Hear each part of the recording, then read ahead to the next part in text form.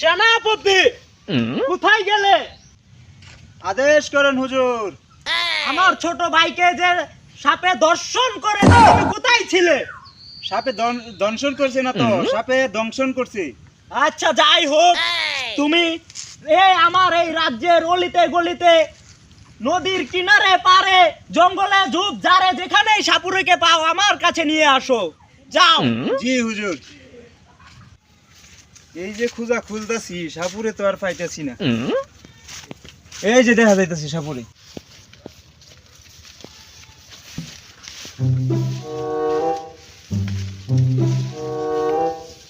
উস্তাদ ইনো তো হাফের গন্ধ পাওয়া যাইতাছে।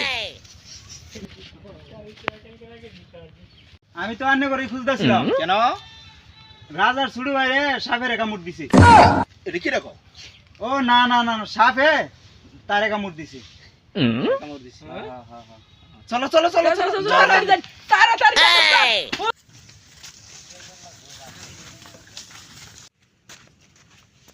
মহারাজ, আমরা এসে পড়ছি।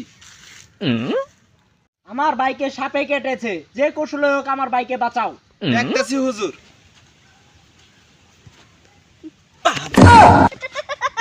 এটা তো উস্তাদ কি সাপ?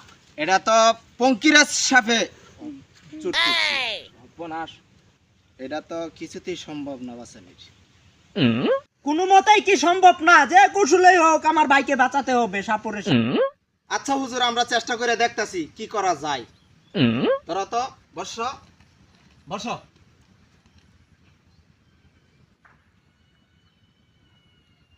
দক্ষিণে যা, উত্তরে যা, পূর্বে যা, পশ্চিমে যা, যেখান থেকে এই পাস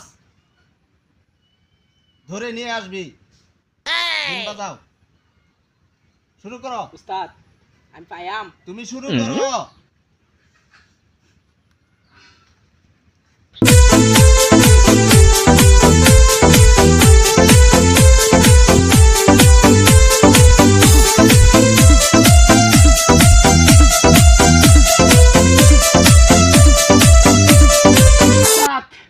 এটা তো আমার দ্বারা সম্ভব না উস্তাদ। কেন?